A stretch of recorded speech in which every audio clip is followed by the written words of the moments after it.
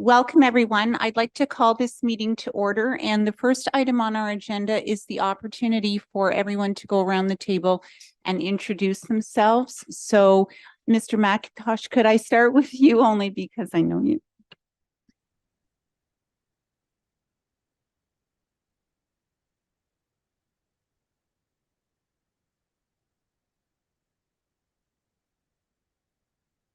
Issues are on.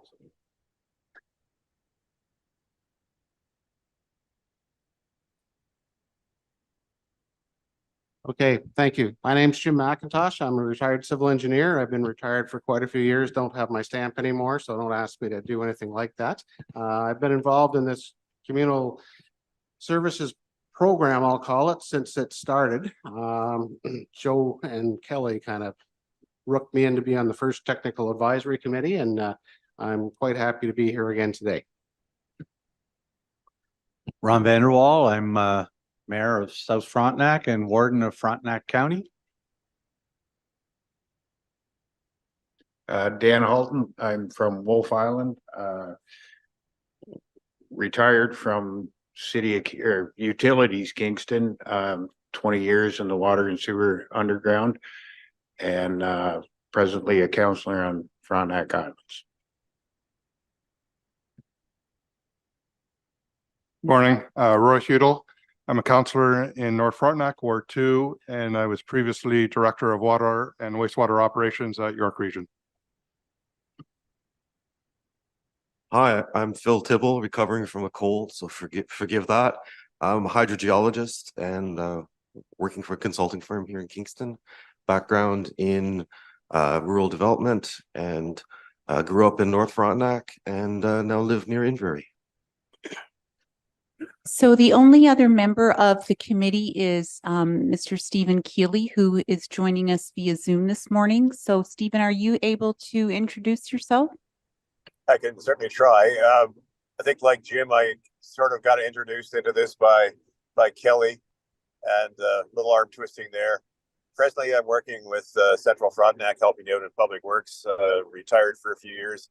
I was involved in this sort of thing with both hubs and communal systems probably 6 years ago, and kind of dabbling in it ever since. So, and I live near Inverary as well. So, good morning. And we also have with us today members of the Municipal Service Corporation Board. I believe Warden Vanderwall has already introduced himself. And Councillor Lichty, can I turn it over to you? Yes, I'm Jerry Lichty. I'm the Mayor of North Frontenac, and I sit on the County Council. And Deputy Warden Fran Smith is joining us via Zoom as well. And Deputy Warden, would you like to introduce yourself? Yes, thank you. Good morning. Frances Smith, Mayor of Central Frontenac and the Deputy Warden of the county. And I've been discussing this since the beginning, and very much a proponent of the Sharbot Lake site being developed, and a communal system is about the only way that we're going to be able to do it. So very interesting. And the final member of that committee representing Wolf Island, and I do apologize because I am going to mispronounce the name. I'm going to turn it over to and let him introduce himself. My deepest apologies.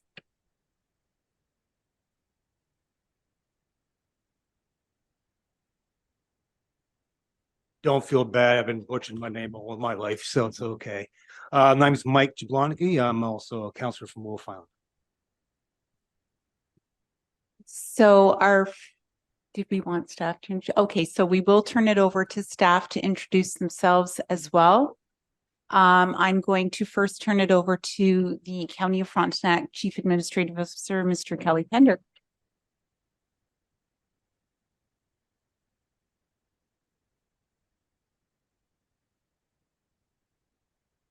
Good morning, I'm Kelly Pender, Chief Administrative Officer of the County of Frontenac. Good morning, I'm Joe Gallivan, Director of Planning and Economic Development with Frontenac County, and there are other township staff in attendance today, so thank you,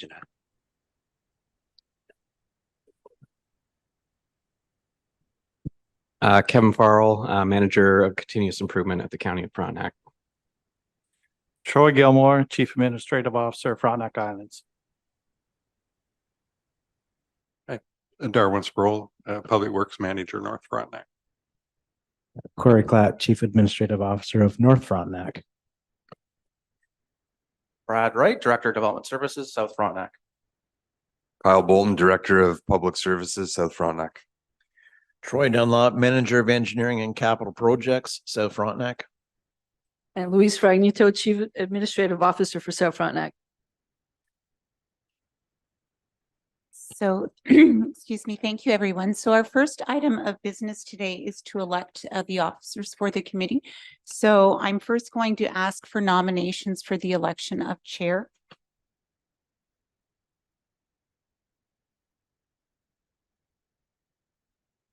Is this the chair for the Technical Service Advisory Committee? Okay, gotcha.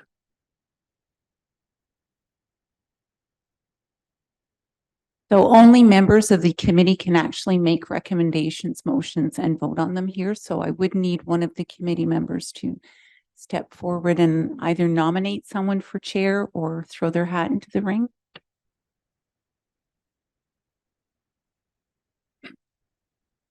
I'll nominate Jerry Lichty for chair. Jerry Which- Lichty is not a member of the Okay, committee. so that's why, okay. Yeah. I'll nominate Jim McIntosh.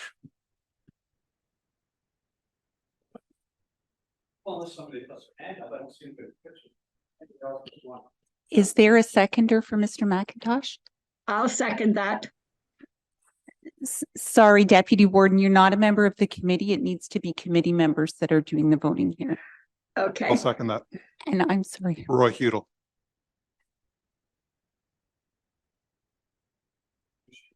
Yes.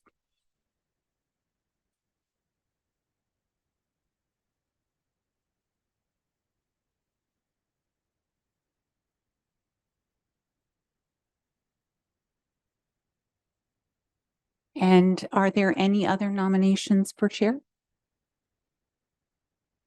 Seeing none, Mr. McIntosh, do you accept that nomination? Feel like I've been railroaded, but I guess I have no choice. So now we just need a nomination for somebody to be the vice chair. Oh, sorry, I'm sorry. I need a nomination to, I need a mover to close nominations. Don't be afraid to put your hands up.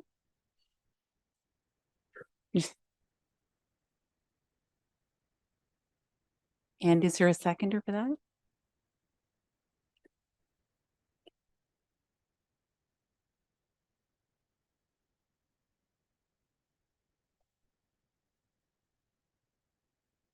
And all those in favor of closing nominations?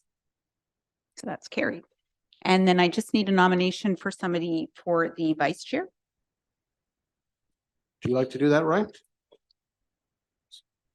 I don't even remember your last name, so. Roy Hudel. And is there a seconder for that? I'm sorry, I forget your name. Dan.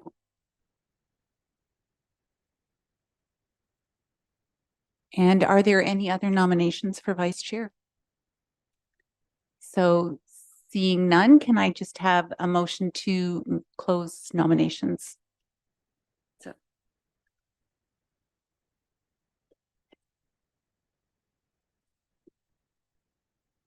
And all those in favor?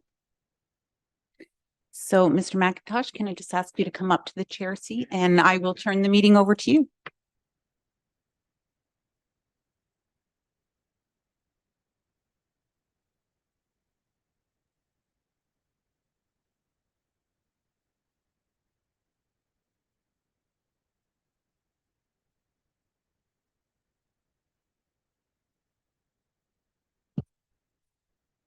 Okay, so I guess we've got that over with. We'll have an adoption of the agenda. Would one of the members like to move a motion to adopt the agenda as printed?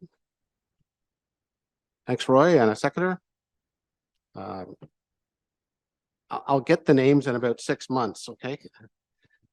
All in favor of the motion? That motion's carried.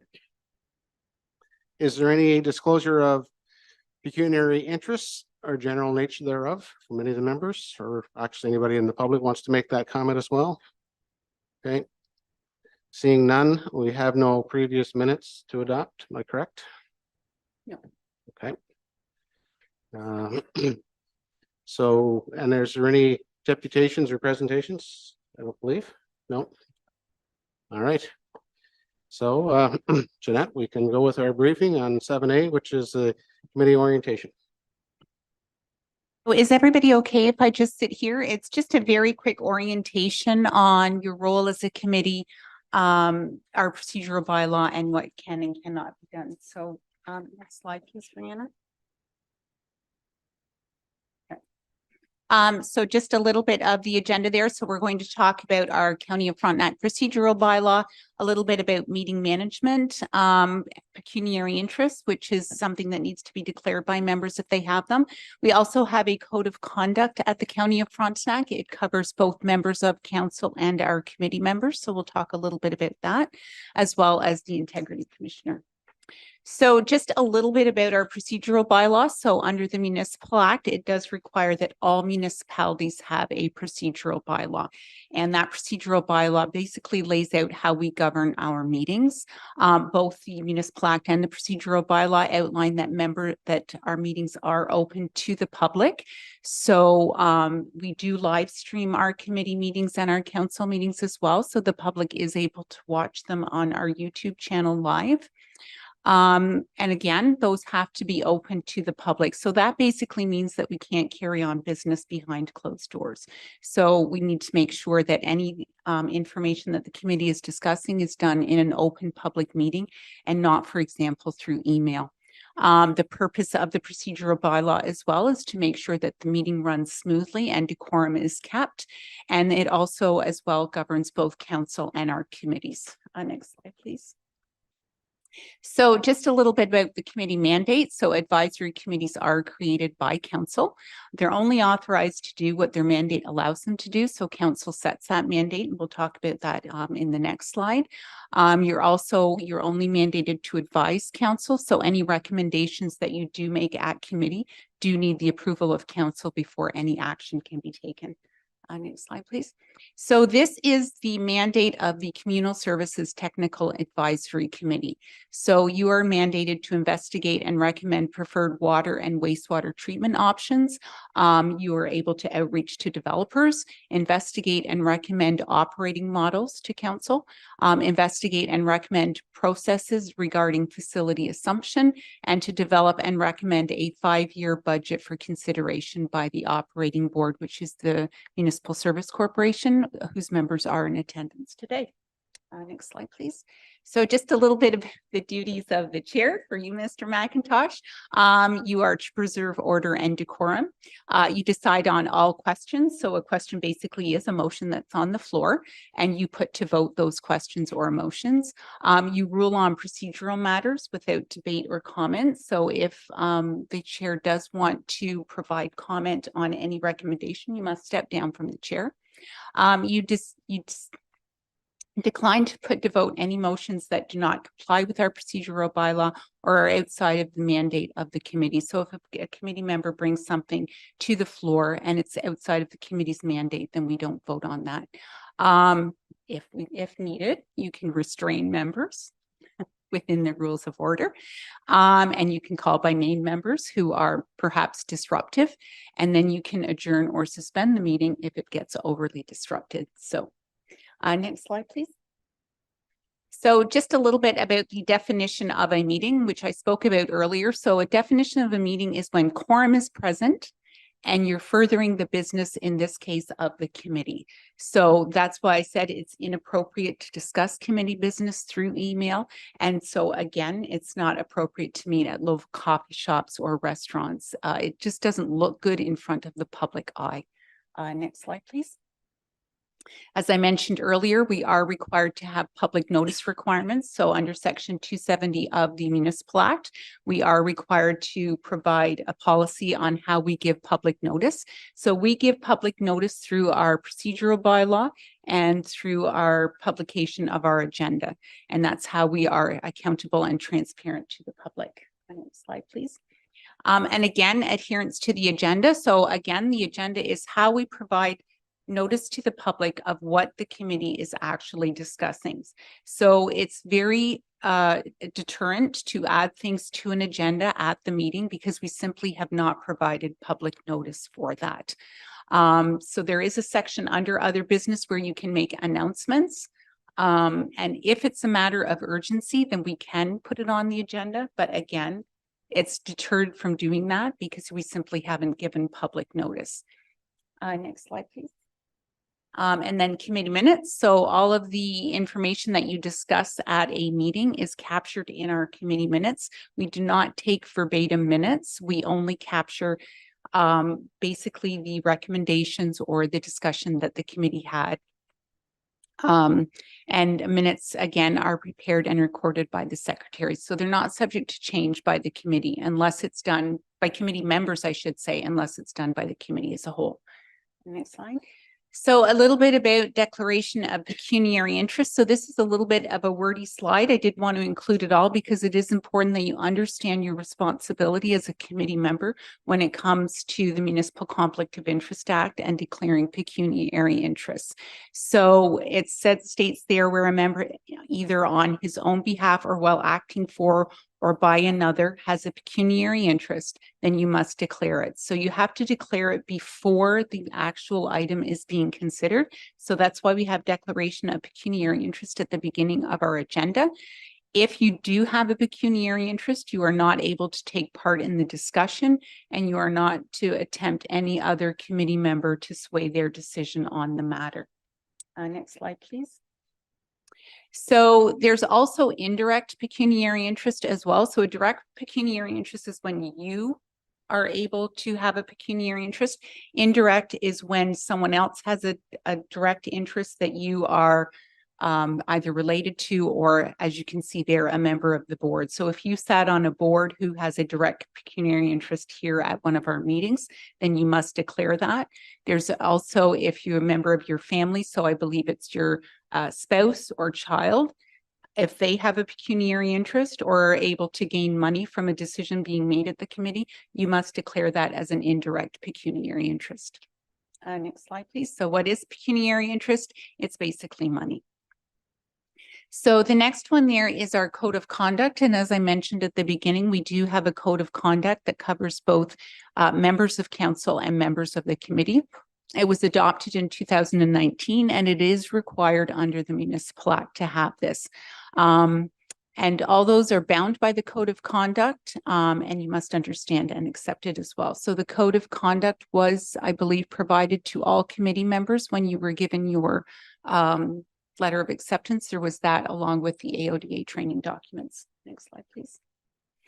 So committee members. So the code of conduct, of course, applies to you. The purpose of it is to make sure that we're being transparent to the public. It establishes general rules on gifts, for example, that you can or cannot receive. So there is a maximum $300 gift limit in our code of conduct. And any gift that you do receive as a committee member, you must declare it to the committee and to myself. And we actually keep a registry of that as well. Next slide, please. Oh, sorry. And I just spoke about that. So that is found in section 7 of your code of conduct if you have any questions on gifts. But again, if you do accept a gift, you must disclose that. Next slide, please. And so the last piece is the integrity commissioner. So the integrity commissioner, his role is to investigate alleged contraventions of the code of conduct or the Municipal Conflict of Interest Act. So again, that does apply to members of council as well as the committee. Next slide, please. And I believe that's it, but if there's any questions, but that's just a general overview of your role as a committee, how committee meetings will be run, and your responsibilities under both the Municipal Act and the Conflict of Interest Act and our code of conduct. Any of the members have any questions? Jeanette? No? So I understand that this committee would make recommendations to county council. So we don't per se have a budget or any authority to hire anybody to do any work. Is that correct? That's correct.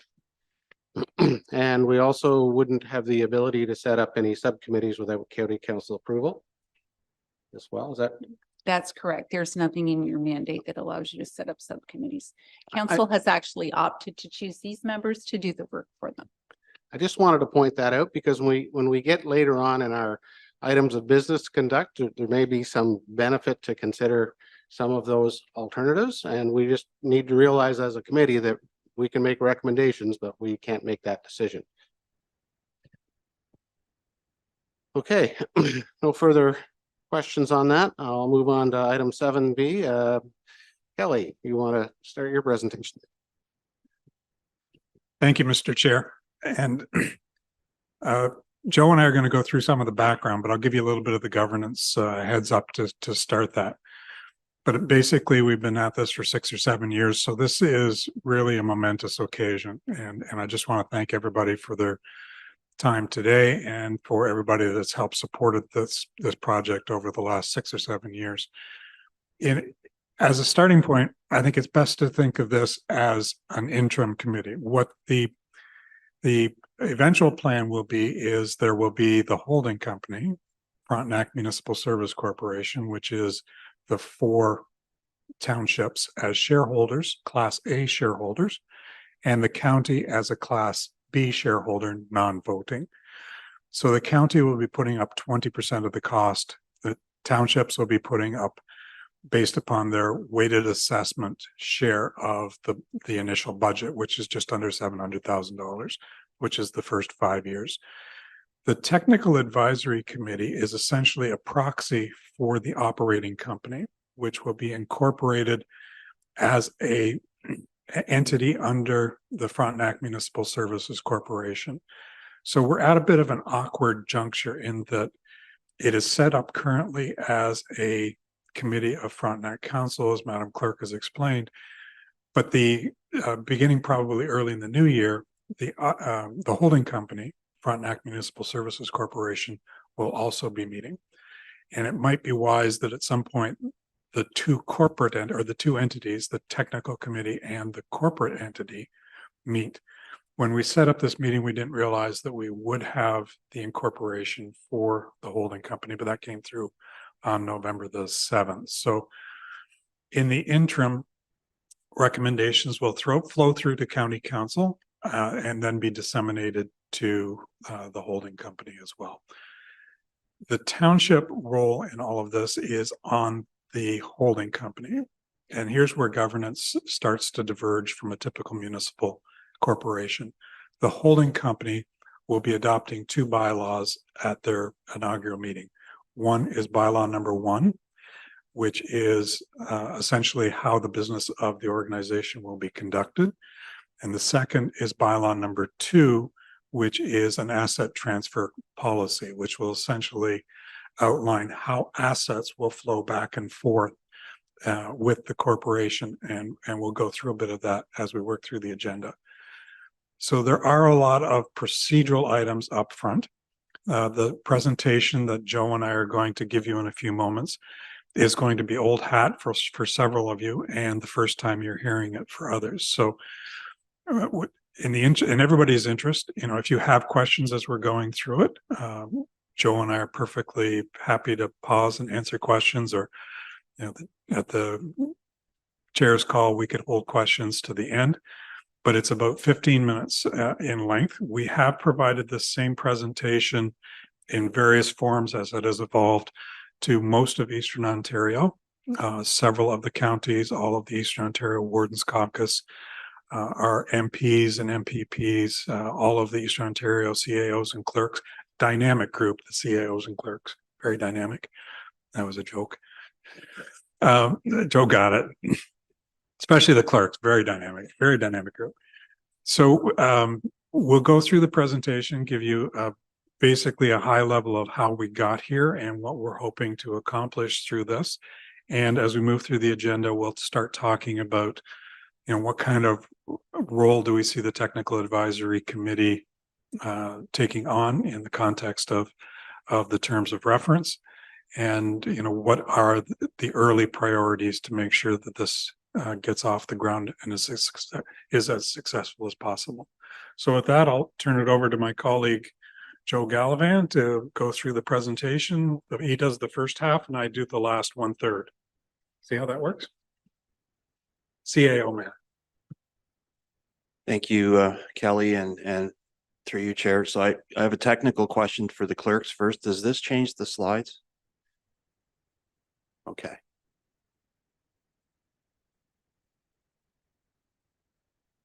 I think it's going to be more convenient just to let people ask questions as we go that's through as opposed to certainly- wait to the end. So if someone, the committee member has a question, or even members that are in the audience here today, just put your hand up and I'll get Joe's attention and we'll Yeah. get the question answered. Yeah. As we go through it, I think it'll just be better. Yeah, thank Thank you. you. Thank you, Chair. So good morning, committee members and members of the board and township staff.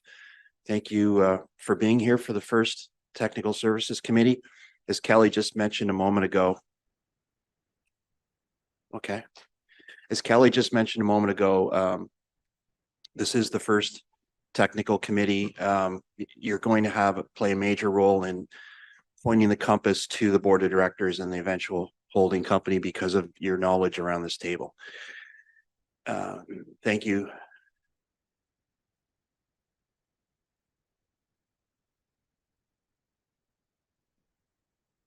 Thank you.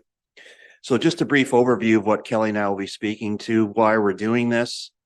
Collectively, we'll go over 3 of the projects that some of you be aware of that we're considering ready to go. Kelly will speak to you about the utility that's going to be set up and then next steps of the process. So why are we doing this?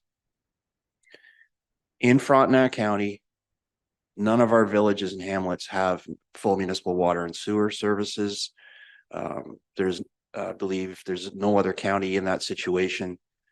There never will be full water and sewer services because of the fiscal cost of building those systems is very expensive. At the same time, we have a lot of old settlement areas with small building lots that do not meet the current development standards in the village, and they're on septic and wells they've been on those systems for many years. At the same time, our villages and hamlets have had significant public investment, street lighting, sidewalks, parks, community facilities. So they're an important part of each community, and especially on the social and cultural side. And also it's the majority of where our commercial assessment is across Frontenac.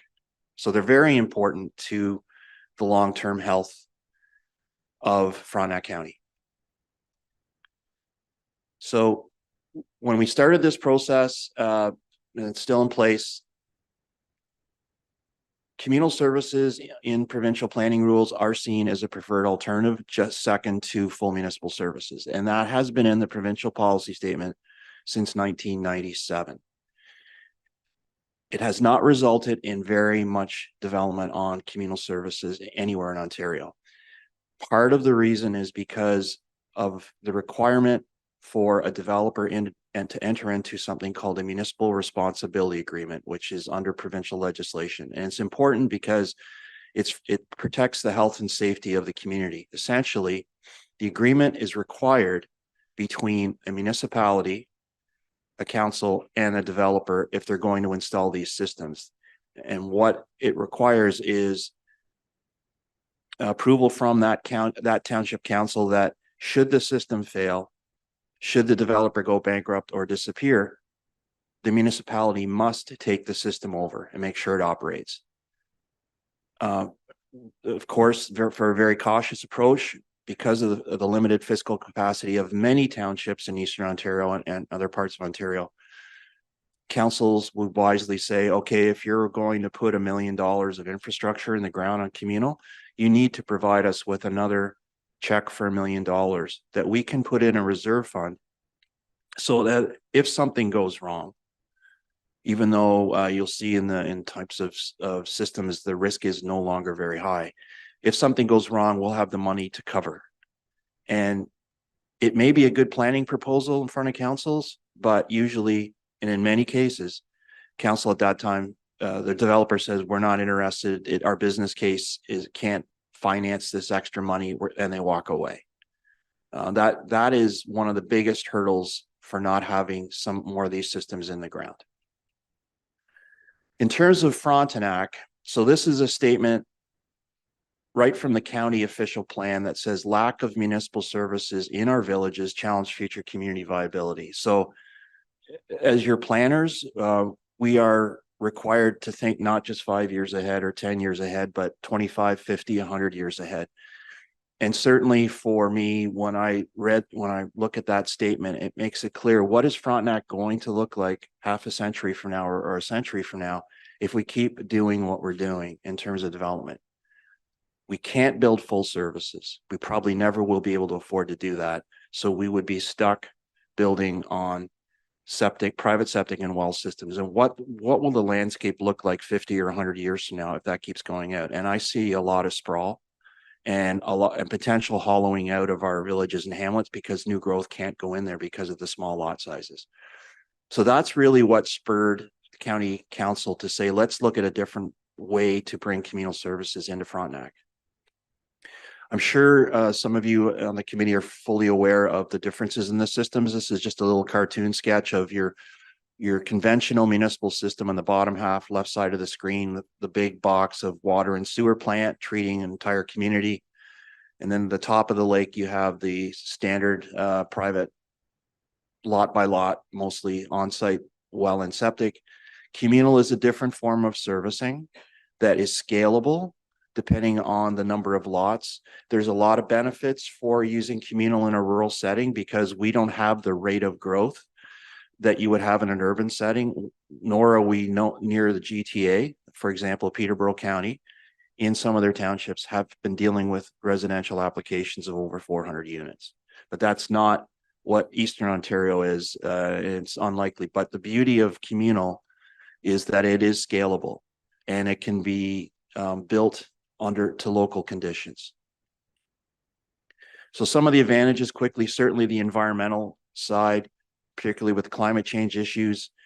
With the utility that we now have, the operating company will, the board and the operating company will be managing these systems as they're put in the ground.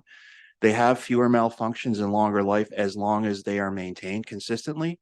And again, the utility will make sure that there's regular maintenance of these systems, which is a big difference between the private sector doing these.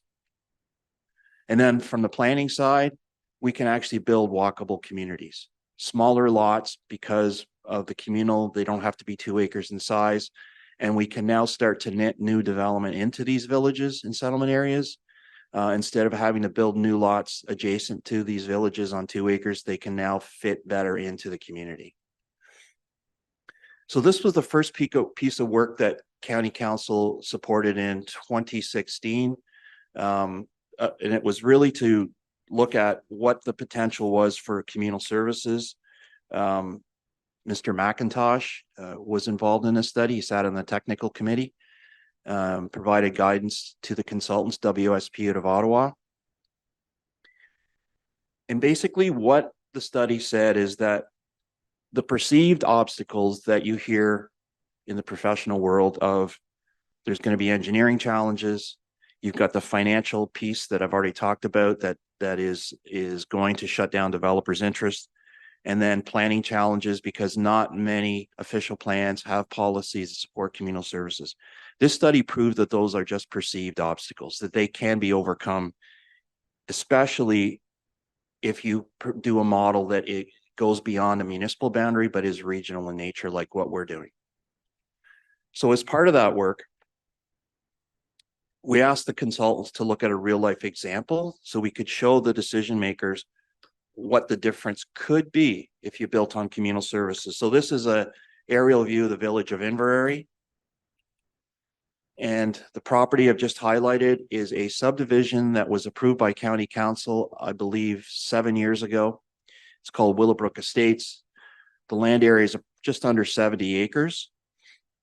And what we said to the engineers and planners at WSP is, can you do a schematic of what the potential could be, hypothetically, if this was not built on standard well and septic, but on communal? And the houses that are being built in that subdivision are state residential, and they're selling for over $750,000. So there's not a lot of mixed uses there. So This, as a result, this is the brochure that was produced by the consultants. And I think it really resonated with a lot of our decision makers. They could really see the difference about what we're doing now and what we can do in the future. So on the left-hand side is what was approved by County Council, which is 16 single detached lots, about 2 units per acre. On the right side, if it was built out on communal, instead of 16 units, you'd have a total of 62 units, 41 singles, 9 townhouse lots, so smaller housing, potentially less money to purchase, an apartment building on the lower left side for seniors, and right at the intersection of commercial use. And then on the top right of the screen, it would be the bed for the communal treatment. So this really resonated with our decision makers about, we can see that this could make a difference if we move forward. Now, just quickly, I'm going to give you an example of one system. I think some of the members in the committee are familiar with this company out of Brockville. They're called Newterra. This is just one example of different systems that are built in Canada. The reason I'm highlighting them is they are relatively local. They're in Brockville. They have a 450,000 square foot plant. I've been fortunate to get to know this company as I've been doing the research over the years and working with the Ontario On-Site Wastewater Association in terms of building my knowledge on how these systems work. So this is called the R108, technically by Newterra. It is the size of a sea can, and that box can service 108 residential units. This is an example of how transportable they are, relatively speaking. This is a Newterra system being installed in the Muskokas to service a resort motel. I think it's called Red Leaves, JW Marriott. It's a Newterra system brought onto the site by transport. We were fortunate to be invited to tour the plant in May. When I say we, I mean County Council and some staff.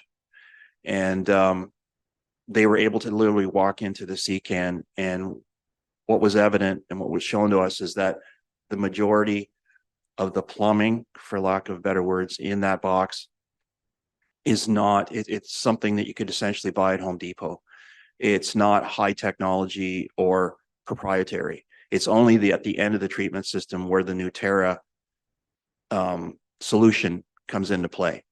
And then later on the agenda, there's an opportunity to talk about it if you want to go on a tour of the plant.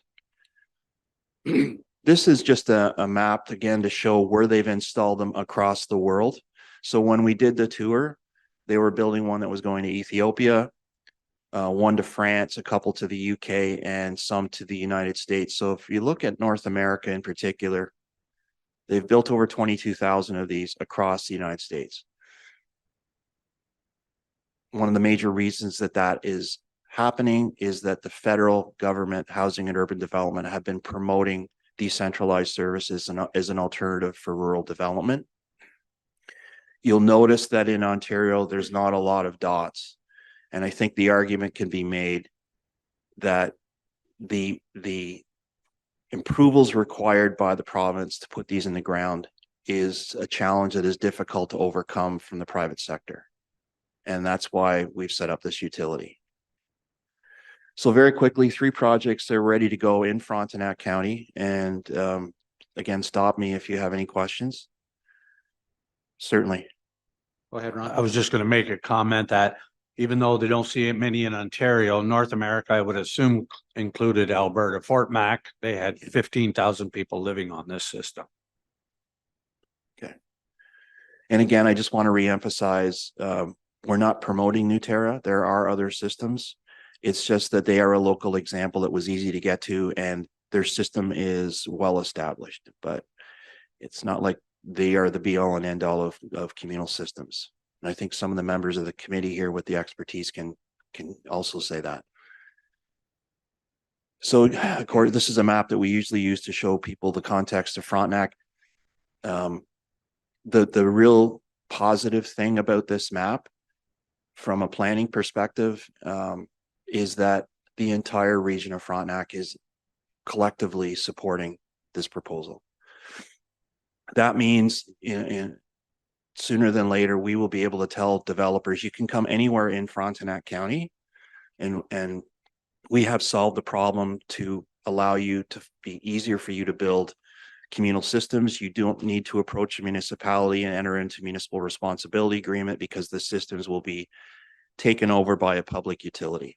And that's a big step forward. So the first project I want to highlight is the Charbot Lake Communal Services Feasibility Study. Charbot Lake, Central Frontenac Township purchased a 2-acre school site approximately 2016. The school was demolished because it had asbestos in it. And at the time, across Frontenac, the county had provided some funding for seniors housing, $375,000 per township.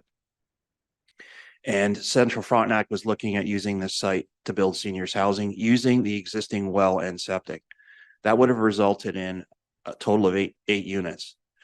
But we were on the way to working on a solution to promoting communal services. So working with Mayor Smith and the CAO, we were able to get their council to pause and get funding from the Green Municipal Fund from Federation of Canadian Municipalities to do a feasibility study for what could happen if the site was developed on decentralized services. So the study showed that you could have, instead of 8 units, you could have mixed housing, potentially up to 50 units. The water would come from Charbot Lake and it would go back into Charbot Lake. And also council was interested in knowing if they could hook up other nearby uses. For example, their community hall, which is very well used and where council meetings are held, is a stone's throw away from this site. It could be hooked in. This is a modeling done by Foten Consulting, who were one of the consultants in the project, just to show what would happen. Most recently, we did consultation in 2022 and 2021, but we also did it again because we have a relatively new council at Central. We held it on September 18th. We had over 40 citizens attend. We've had over 700 surveys responded to. And for the information of the committee, the county planning department provides local planning services to 3 of the 4 townships, with the exception of South. So we're involved in their zoning and official plan, and we'll be coming back to Township Council hopefully before the end of the year with the next steps. We'll also be looking at doing an environmental assessment and what the township wants to do with the property. Do they want it to remain in municipal hands? Should they sell to the private sector or public-private? And for the record, Mr. Tibble, who's sitting on the committee, was the hydrogeologist working with Foten on this project. If you have questions today about the servicing, I'm sure Mr. Tibble can answer it because it was his advice. So it's good to have you here for sure. And then we'll go to Wolf Island, the village of Marysville, and we just finished what's called a secondary plan, which is a more detailed review of what should the future be of the village. So the big game changer for the islands is this is the new dock that is almost being built, almost completed, pardon me.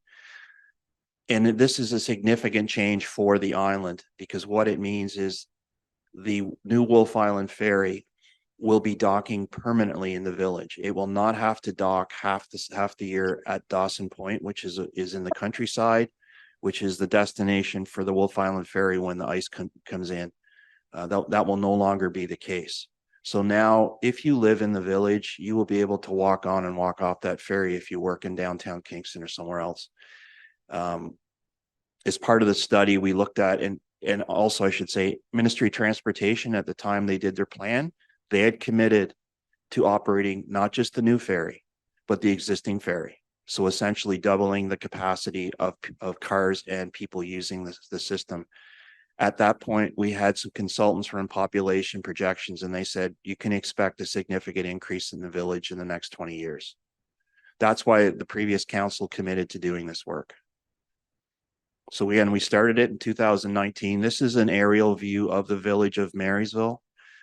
You can see if you look towards the water, there's a dock with 3 dots. They're the dolphins for the ferry. So that's where the ferry is landing, but the new ferry landing area is 3 times the size of that. So the recommendation was that we would add an additional approximately 90 acres immediately south of the existing village that could handle a population growth over 25 years of up to 350 people. That translates roughly into 110 residential units. We have done the official plan amendment. It was approved by County Council about a year ago. And I'll just say before I go on to Verona that the policy is really clear in the plan that all of that new green area will be developed using communal services. There's also a policy in the plan that says, should the community want the rest of the village to hook in, that is a conversation that they can have. They could potentially partner with a private sector developer who would be building in the green space. There is water quality issues on the island, so it's something that this council may be thinking about. And then the final project is the Village of Verona Housing Master Plan. I'm sure that the warden, the mayor, or Mr. Dunlop could speak to this more if you have questions. But there's been a demand for new forms of housing in the Village of Verona. Just quickly looking at, it would be right in the heart of the village. And it would be a mix of housing uses. So this came right out of the study as examples of apartments and townhouses, et cetera, that could be built in the village. And this is from the Eastern Ontario Wardens Caucus Regional Housing Project, which specifically highlighted Verona as an example of how communal services could make a difference in bringing new housing into Eastern Ontario. So again, the study says that communal services will be required up to 116 units, between 75 and 116 units. Sorry, I'll just go back on this. So currently the township is just completing the first stage of their environmental assessment on this property. And Mr. Dunlop's here today. If you have questions on the status, I believe it went to Township Council last week, but he can provide you with more details and how much more time and effort is involved in getting to the end of that process. So just in summary, there's a lot of benefits for communal services. It works for the entire region because we'll potentially have increased development potential in different forms of residential building. We'll be able to potentially build business parks, which we haven't been able to do before. So different industrial and commercial uses. It works for developers because they can address different market segments in our region, which they can't do now. In the first study, we did have a bunch of developers come in for a focus group. And they said to us, if you're telling us that there'll be a utility put in place that will take these systems over at the end, so we'll build them, we'll pay for the cost of doing the environmental assessment, the engineering, the infrastructure, but then at the end,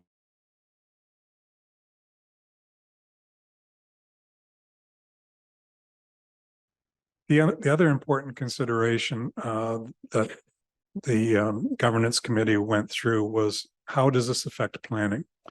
And the decision that we came to was that the Municipal Service Corporation does not have a role in local planning decisions. So if there is a planning application in front of North Frontenac Township, that is North Frontenac Township's planning application, and there is no role for the Municipal Service Corporation.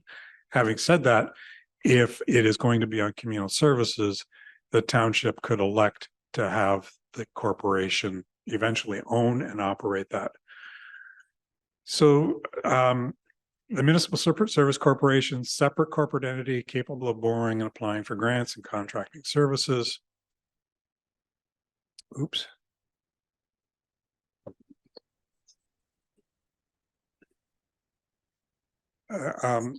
So a review by the consultants and private operators has indicated that the fees paid by homeowners are in line with typical municipal services. I live in the city of Kingston. My average monthly bill is between 125 and 130, and similar fees would probably be applicable for a homeowner under the Municipal Service Corporation model.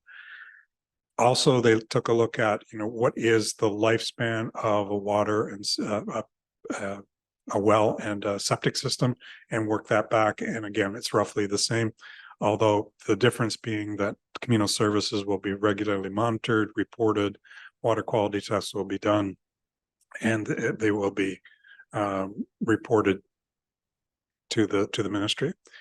So the assumption of physical assets would follow a similar process to a road assumption by a municipality. So in a plan of subdivision agreement, typically it lays out how the road will be constructed and at what point it will be assumed by the municipality. The same process would happen here. So contractor A does a development in Hardington and operates the system, and when it meets certain conditions, then it would become assumed by the Municipal Service Corporation. So if you're familiar with the road assumption process, the assumption of municipal services roughly falls in line. The first report also walked through some of the ways you may want to mitigate that risk. In particular, failure early in the system is a higher risk than failure later in the system. So you may want to set, a certain number of housing units as being the minimum, or require the developer to hold insurance for that period. There's a number of different tools to basically put the liability back on the owner until such time as it's assumed by the Municipal Service Corporation. Oops.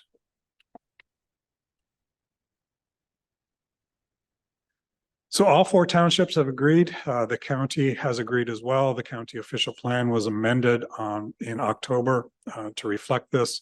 Township staff at South Frontenac and county staff will be working with the other 3 townships to incorporate communal services as the preferred option for development in settlement areas. As we go forward, Joe will begin those meetings in December. So there are a number of advantages, and I won't go through them all, but at the end of the day, I think we've touched on most of these, but it also complies with recommendation number 44 of the Provincial Housing Task Force of 2022, and the province is committed to implementing that, which is basically that there needs to be regional utilities that will have better capability to manage and borrow for assets.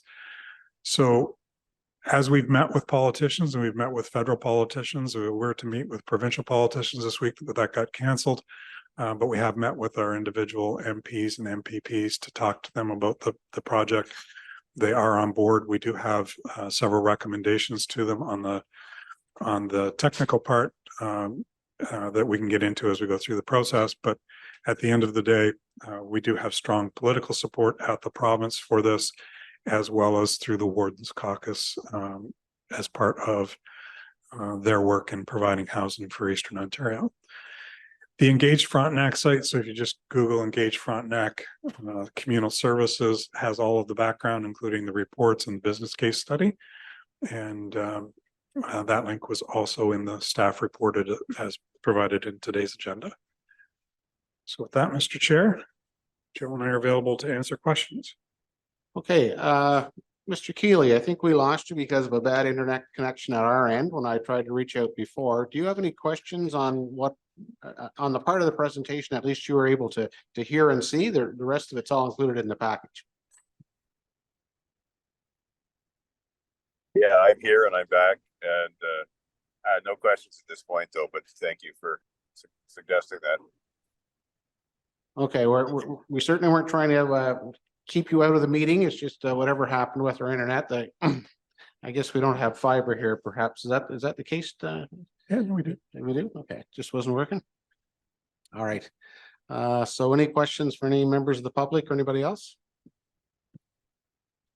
Okay, we'll move on to our next item of business. Communal Services Technical Advisory Committee background and discussion is what it's titled.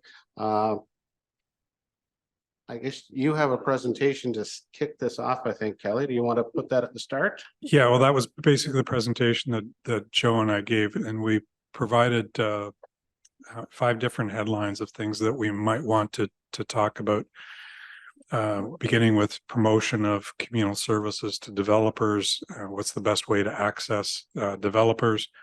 The role and appointment of a CEO, which is probably a later generation, but typically a CEO will be appointed as part of this process.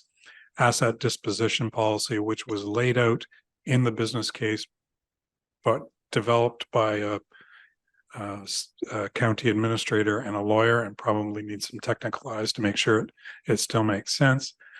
asset assumption process, and my simple brain followed the discussion as provided by the consultant, that it's the same as a road, but recognizing that it's probably got a lot of similarities, but a lot more complexity in some areas as well.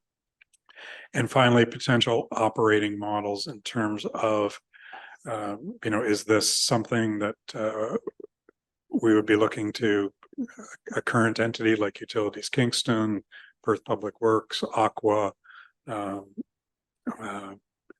to operate these facilities, and how does that build out?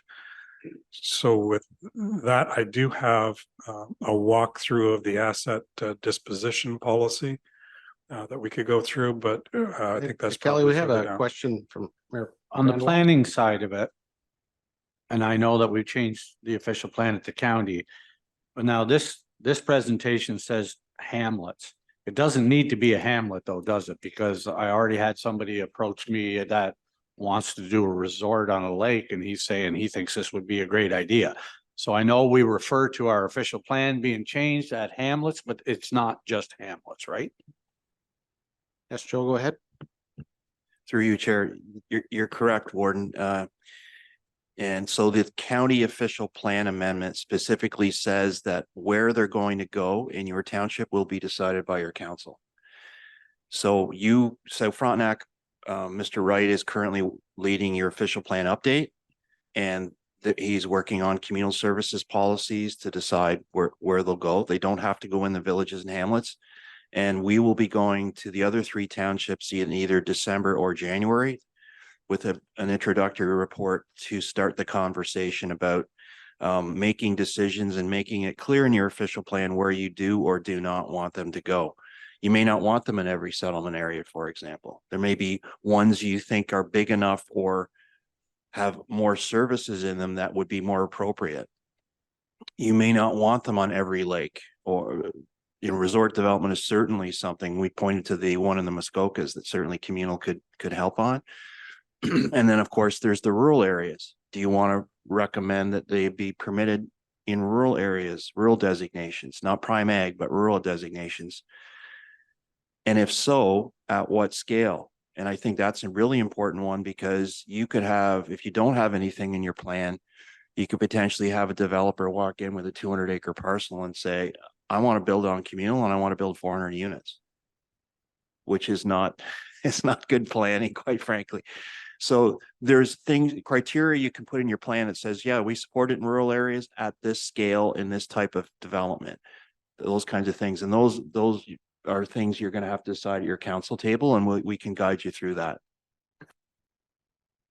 The Municipal Service Corporation, Kelly, that's going to be established when? Shortly? Probably easier to do on a whiteboard. I can take this over.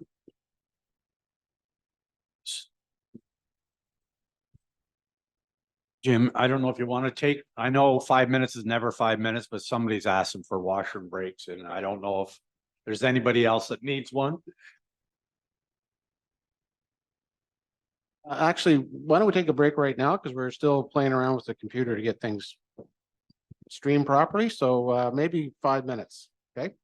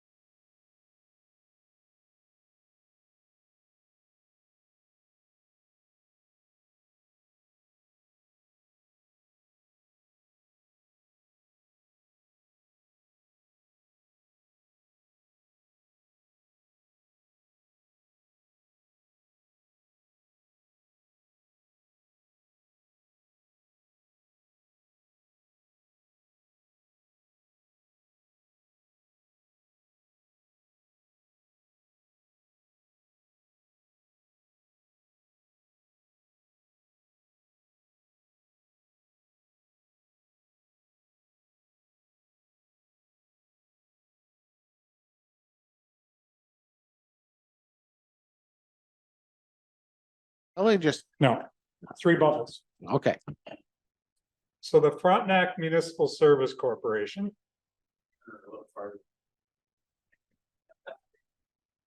Probably.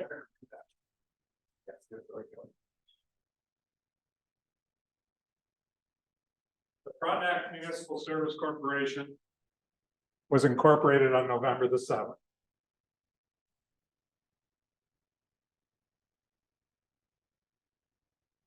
So that is the holding company. That is the shareholders, which is the 4 Class A shareholders being the 4 townships, the 1 Class B shareholder being the county of Frontenac.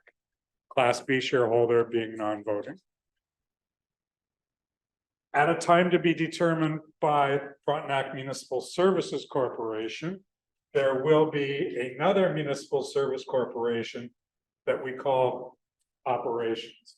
So that would be the technically led board of directors that would make decisions about the types of models, whether to contract with the city of Kingston, whether to develop internal expertise, to hire South Frontenac to do the books. See Louise over there making googly eyes at me. In the interim, we have the technical advisory committee.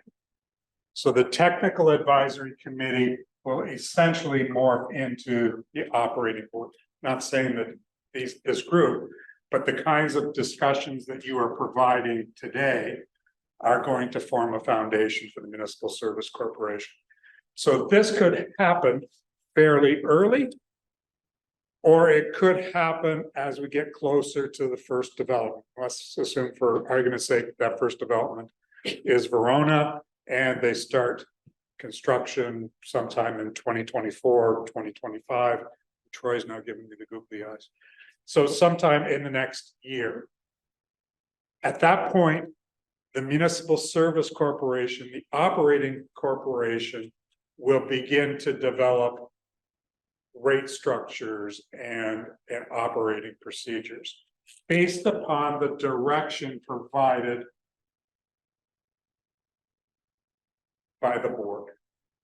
So for example, the board is going to talk about the asset transfer policy, which is a requirement under the Regulation of Municipal Act.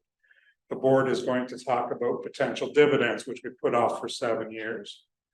The board may also talk about, we want you to be more aggressive in this area. So for example, Lakeland Holdings received direction from their holding company, which was the 7 municipalities in Perry Sound, Muskoka, that they wanted more investment in clean energy. So they went out and bought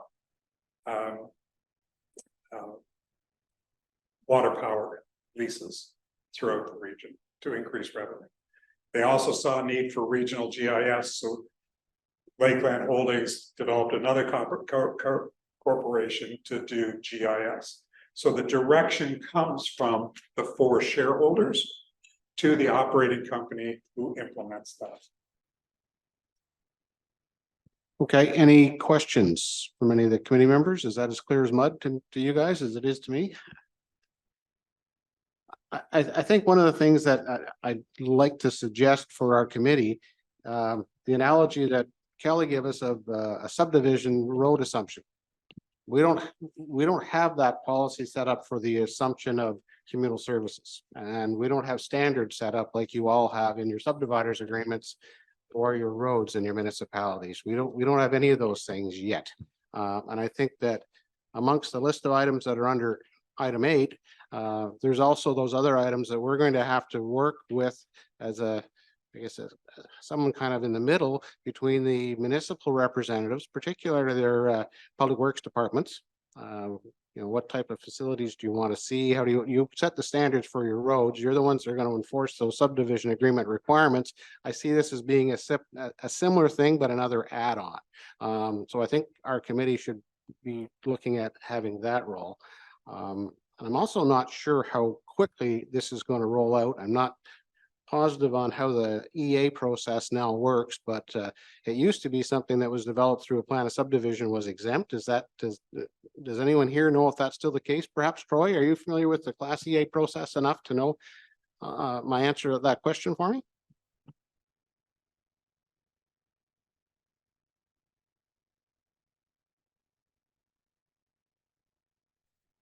Yeah, if you could come up to a mic, Troy, we'd appreciate that, or somebody can take one back to you.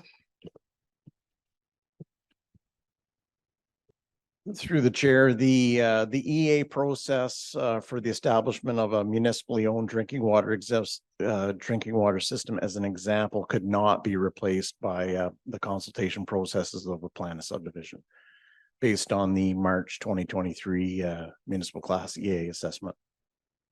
Okay, document. that was the answer I was looking for, because I knew it used to be able to do that, and I thought that was changed, so that's correct. So there will be an EA process to go through on top of a subdivision process for someone that's doing this. So I don't think the reference to it being perhaps next year is really going to happen, but we still need to start getting ready for all these things, and we need to do all the other list of items that are under item 8. Does any of the committee members have any comments on what I just had to say? And Troy can give us an update, but for Verona, they've already gone through the first step of the EA process, or almost done that. So it's just the second step that's required.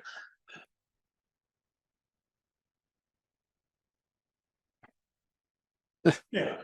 Somebody can give us an update. I'm picking on Troy because I know him. That's the problem of being here, you know. Through the chair, the municipal class EA process is a 5-step process. We're following the master plan approach with the Verona housing project. That'll essentially, the phase 1 is your identify the problem or your opportunity statement. Our team at Jail Richards has done that. The second phase will be identifying the alternatives that will be shortlisted with a preferred identified, and that we're expecting that phase 2 report very soon. We reported to our council that we are expecting an update from our team and our second open house meeting in January. So we're a little behind, about 2 months behind, but we're looking at zeroing in on a recommendation in January. Okay, thank you. And maybe Phil, you're familiar with what's going on in Charbot Lake for Central Frontenac. Where are they at in the EA process from that, or are you aware? I'm not trying to put you on the spot. I'm just trying to get some information for the committee, so we know what kind of timelines we're forced under. Yeah, unfortunately, I was more on the technical side of the assessment, so I can't really speak to the timelines. Okay, Joe. Through you, Chair, to sort of answer your question, we're hoping to take a report to Township Council this month for budgetary reasons to start the environmental assessment process for the Charbot School site, even though we haven't tied the zoning down. My message to council is they should start the EA process in 2024. So the report will be asking council to support that and to direct staff to seek funding from the Federation of Canadian Municipalities. So the work can start in 2024. Okay, so we don't really have the timeline because it hasn't started yet, but hope to get it started this year. Okay. Anyone else have any comments or questions on that? EA also includes source water, right? And not just the environmental study. It includes source water and septic. Troy, if you want to answer that, please feel free. Yeah, through the chair, we are engaging the source water authorities through that EA process. So that is a consideration that is going to be reported on robustly with the alternatives that are presented. So it is being run parallel.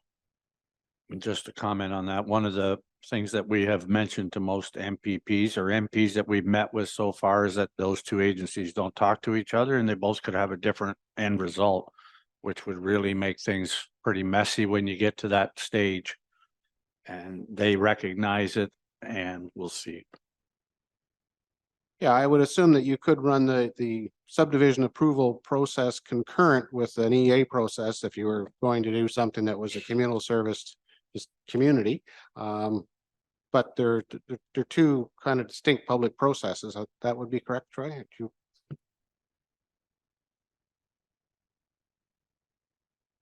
I don't think I could comment on that, Jim. Just the integration with the Planning Act, it would be something that have to be looked at very closely. They used to promote actually doing it concurrently, but I'm not so sure with that new change that in this past year, whether it is or not. Joe. Thank you, Chair, and correct me, Troy, if I'm wrong on this, but So you heard Troy talk about the 5 steps to the environmental assessment, and the master plan is a high level step. I don't think you can get down to the details of a subdivision until you have more clarity. Exactly, for example, are you going to use a municipal well for water, or are you going to use lake water treatment? And what type of communal servicing are you going to use as well? Is that fair? Through the chair, I think that'd be a good analogy. Again, phase 3, would be the stage at which you'd know what alternative you're gonna pursue, and you'd be refining the details of that alternative, so. So I think that's probably the case if we're doing a master plan, and I don't want to get into the weeds here because as chair, that's not supposed to be my job. But how's it going to work, Joe, if a developer comes along and says, I want to do a 60-unit development on Bob's Lake, for argument's sake. You know, what are they going to have to do? They're going to have to do an EA, and they're going to have to do a subdivision application, and I would hope that they can do them concurrently because they don't want to do one without the other. So what's your comments on that? Again, I'll ask Mr. Dunlop to weigh in if he wants, but certainly a developer can come forward and say, this is what I want to do. But they're going to have to go through the EA process and prove that they can do what they want to do. That may seem a bit simplistic, but I think they have to prove it. Okay, well then, I guess where I'd like to move forward in this meeting is to try and determine where this committee is going to focus our attention at our next meeting, which we've later in our agenda, we have a proposed date. There was a list of items that were put under 8A as things that we felt the committee should be doing. One of them I'm thinking is we should have the process clarified. Roy, did you have a comment on that? Come on.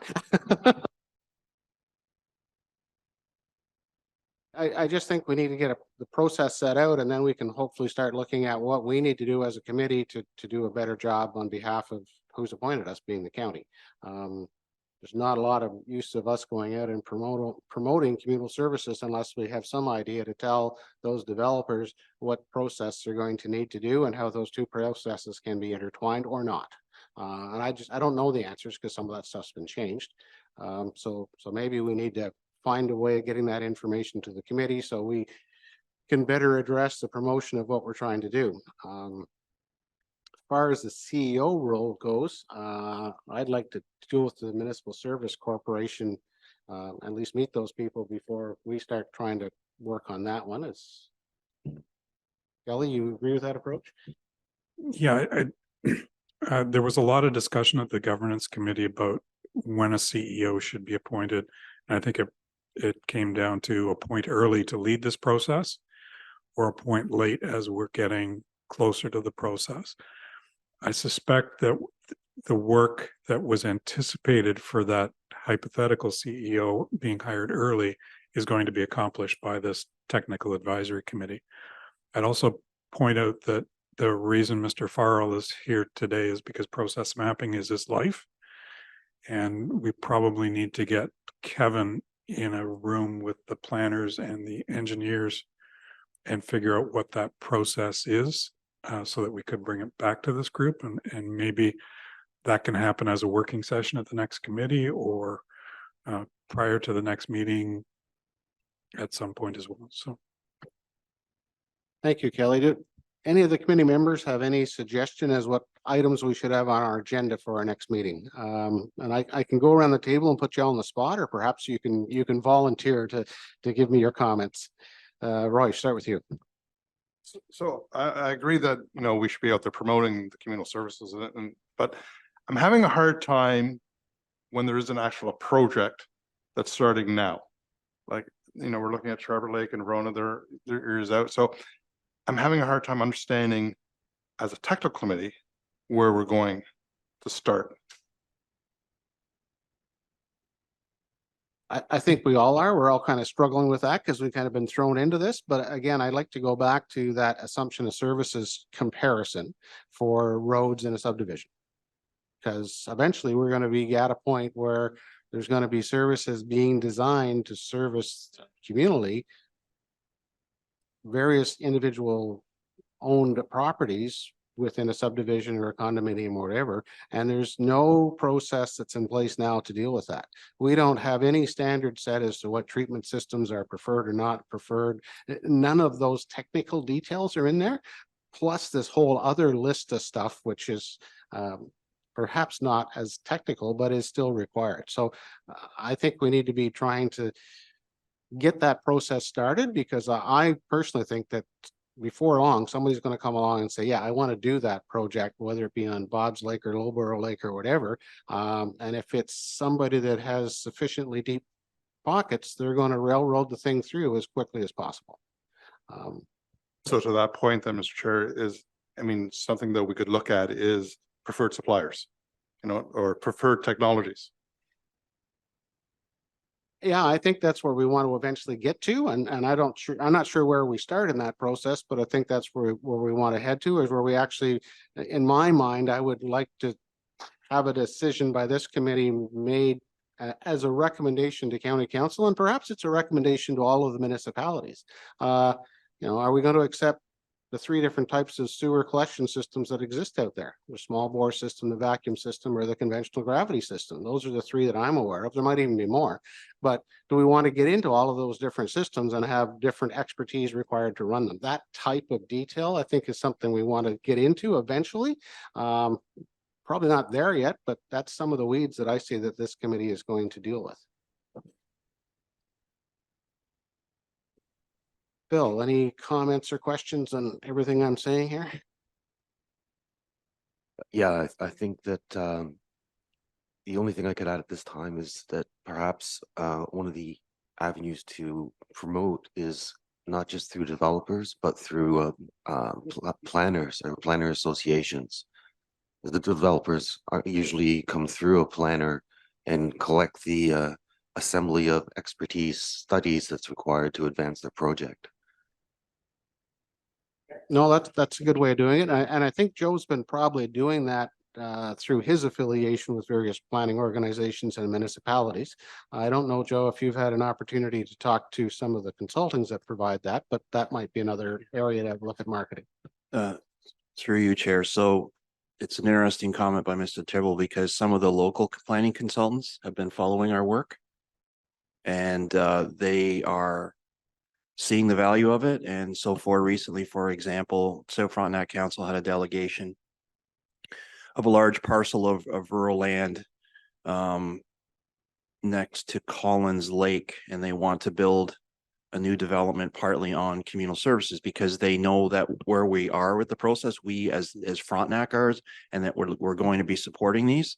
But I think I do need to have a bigger conversation with the rest of the planning community. One of the things I've learned during this research is that there has been a significant disconnect between the land use planners of Ontario and the engineers. Most planners only know the bad stories about communal services, the trailer park failures, those kinds of things. They don't know that they can provide, as the warden said, development like Fort McMurray. They can handle that kind of development. So that's something I will be pursuing over the next 12 months. Okay. Any other comments, Phil, that you want to make, or? No, thank you, Chair. Yes, Ron. And getting to your point, though, I think it would be beneficial, and I don't know how soon you can get there either, though, but what sets the parameter for somebody to come and want to develop? Right? And so whether those steps about the EAs, about all of those things, or where, because those are going to have effects on official plans, or, you know, what the language is that sets out where these things can happen, or maybe they can happen everywhere, but what does a developer have to look at if they want to happen and where they can happen? I tend to think that it would be nice to look at the promotional package first, but that promotional package needs to outline, here's the steps that we think you're going to have to go through. And maybe in preparing those steps, we as a committee will be able to address where all our, or at least a number of the shortfalls are and what we don't have now for any standards for anything. And I think we want to work with the local municipalities, and particularly, I'm glad to see all the directors of public works here today, because I think that's great. That's the group that we're going to need to get some feedback from. Dan, any comments? Just you touched on it with the sewer. This is one of my fears is that we'll end up with 12 different systems and they'll be completely different, which makes it quite hard to manage. So we should explore and be ready for what type of systems we might face. Like, I mean, with water, are we going to allow point of use? Are we going to be centralized? You know, there's many different options in that too that we should be ready if a developer comes. I agree, and I see that as being a major role of this committee is to look at what are our preferred alternatives. I don't know how far we can go down that rabbit hole of saying this is one you have to use, but I do believe we can come up with what's the preference of the municipality and then be more difficult for a developer to do something different. And I'm hoping that we work towards starting that, identifying those items perhaps at maybe our next meeting. Joe. Just want to share with the committee another question that we've been getting a lot of, and I don't have the answer to, and I'm hoping that with your expertise, you will. I think Kelly alluded to it briefly in our presentation that from the first study, there was a statement that if there's going to be a problem with these systems, it'll be in the early days. So a question that we've been getting, and I don't have the answer to as a planner, is what's the timing of assumption of these systems by the utility? Should they take them over as soon as they're put in the ground? Or should there be some agreement between the private developer and the utility that if something breaks in the first year, that the developer's responsible for it? Just want to let the committee be aware of that, because I think that would be valuable advice for you to give to the holding company when you're done your work. Yeah, and I feel pretty comfortable with the group we have on this committee of being able to make a reasonable recommendation once we put our mind to that item and start dealing with that. And I think there's some standards that other municipalities have used, and MOE had a standard that they were using with their old model that we can look to for some guidance, but we're probably going to want to do something different. And that could be one of the questions we can deal with at some point in time.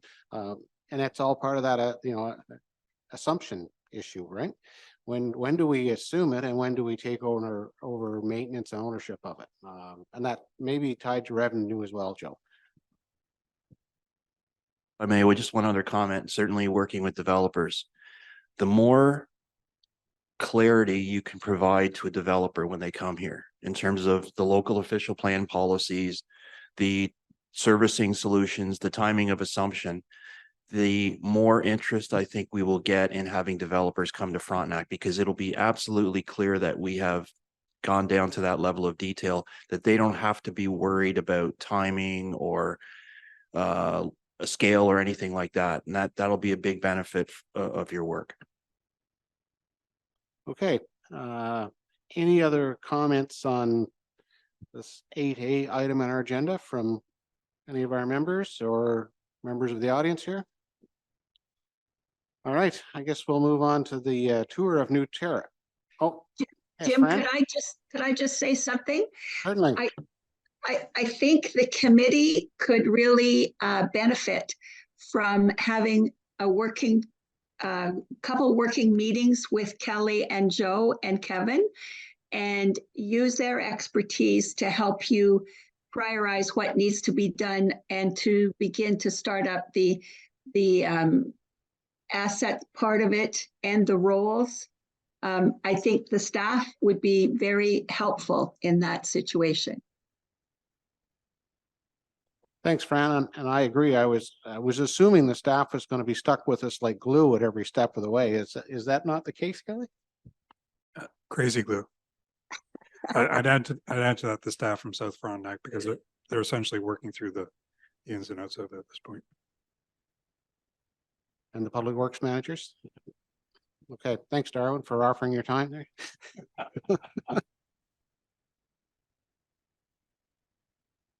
Anything else on that before we get to 8B?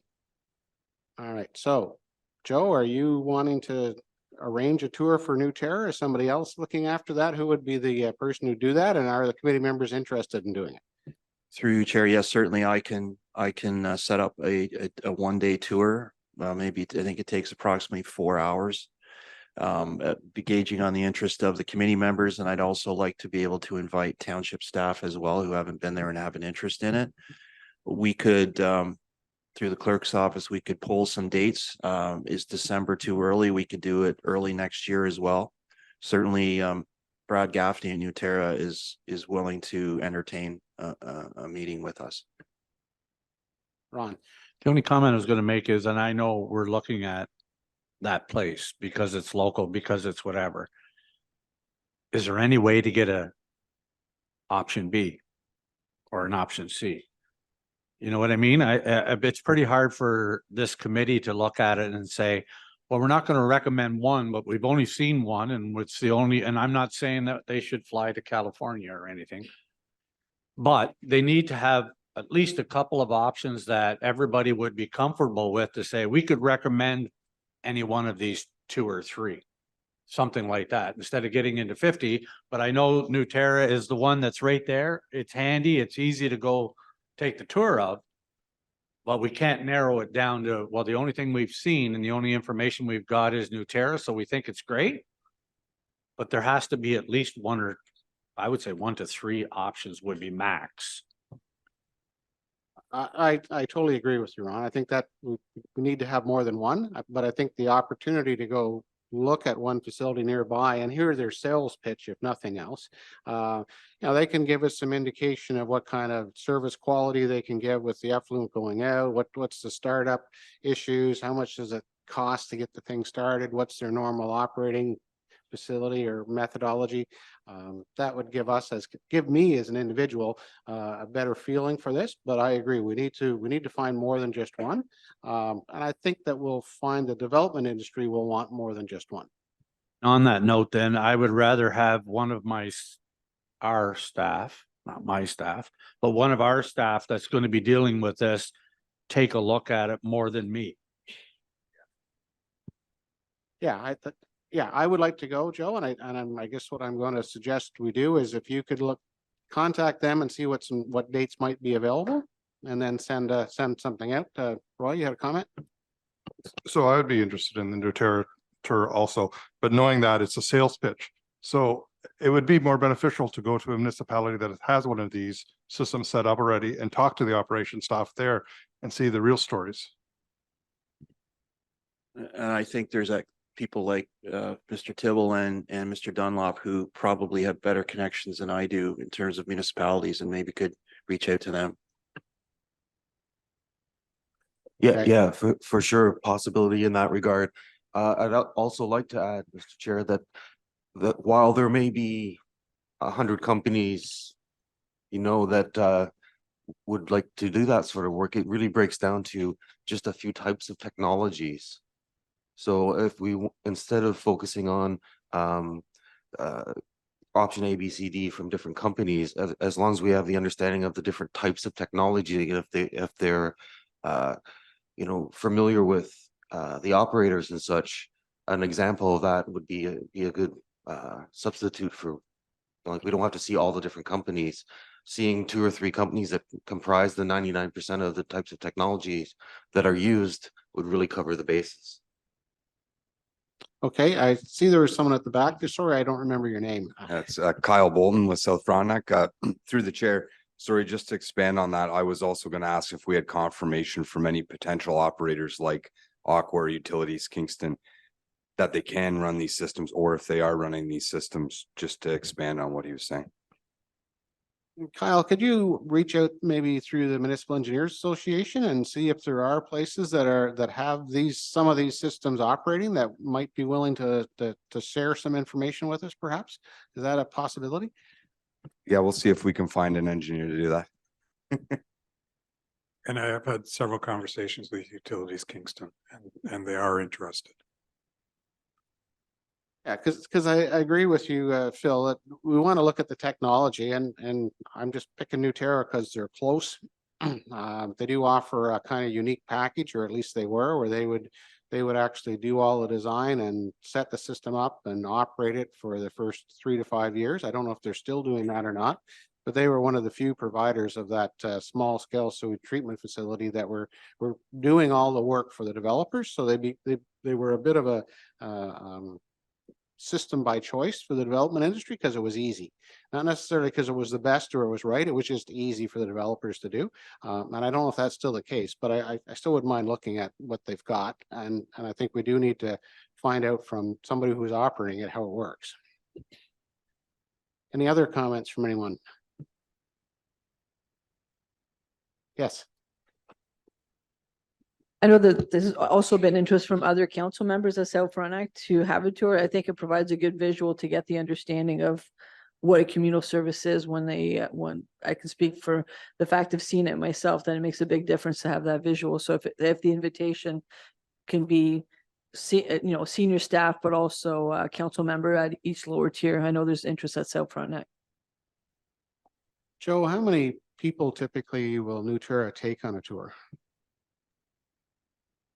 Thank you, Chair. I'm not sure. If I recollect, when we went there in May, the meeting room was probably could hold 20 people at one time. I mean, I can ask that question.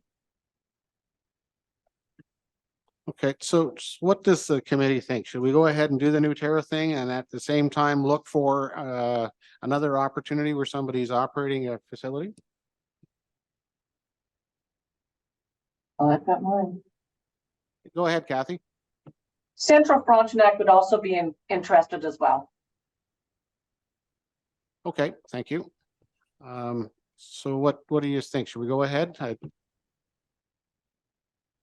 So maybe Joe will go ahead with the Nutura one, and is it Kyle Bolton? Yes. If you or Troy could see about getting some municipal people that would, give us an insight as to what they're doing. You've talked to Utilities Kingston, haven't you? Okay, so we can maybe pursue looking at alternative systems as well, but let's get one set up and get going and maybe try to do that in December if that works for you guys, or whatever dates you can get, float them out and we'll take it from there. Send it to the committee first and then we'll do the municipalities and their staff and their council members. Yes. I've been through the tour. Smaller is better. They do break you into groups. It is a sales pitch, but it's very low key. They will answer. They did not answer. Sorry, they answered every question we asked. I do agree that it's worthwhile seeing that and maybe seeing one or two other suppliers, thinking about who's going to pay for this at the end of the day. And we're not just going to be hooked into one particular supplier. We need alternatives. But I think you really do need to start talking to operators, as Roy suggested, because that's where the rubber meets the road. I mean, I can tell you how great a system is, but what happens in the field? So they tell you can go to Home Depot or Canadian Tire and buy the part. Okay, but what does that entail? Yeah, I think it's going to take a few tours and lots of discussion before we get to the point of saying these are the preferred alternatives, but we need to start somewhere, and I think this would give us a good start if we went with that. Okay, anything else on that item before we move forward? Dave Keeley has his hand up, Jim. Okay, Mr. Keeley. Thank you, Mr. Chair. I think going to see the operation of the sales pitch is a great idea. I was responding to your earlier question, but it took a while. The other thing that strikes me is I think it's Roy that already meant this, is to go to the people that are using this, and if they have 22,000 of these things across North America, I'm sure we could find varying accounts of how it's worked, how long it took to work. Was it indeed the first time, early in the area, that they had the most problems or not?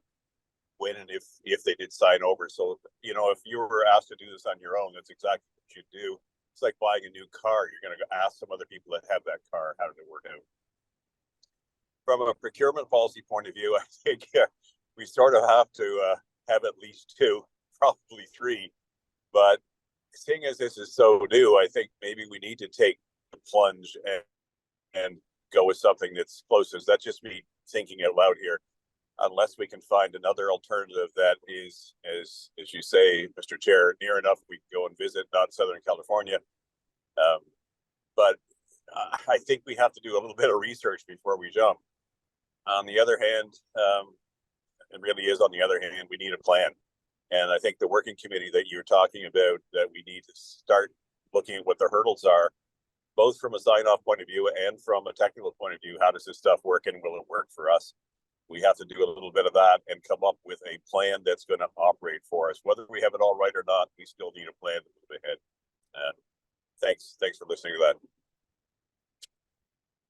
Okay, thank you very much, Stephen. And again, I'm sorry that our internet has not been that great, and I'm having a hard time seeing those little hands on the side of the screen up there sometimes. So I didn't miss you on purpose at all. It was my mistake. So moving on to the next item on our agenda under communications, I don't think we have anything. Other business as well. So our next meeting date, we have one that's proposed. Does that work for everybody? Monday, January 24th. Oh, sorry, 15th. Does that work for all the committee members? Yes. Okay, so that will be our next meeting date. Anything else before I ask for a motion to adjourn? Okay, could I get a motion to adjourn, please? All in favor? So we're adjourned.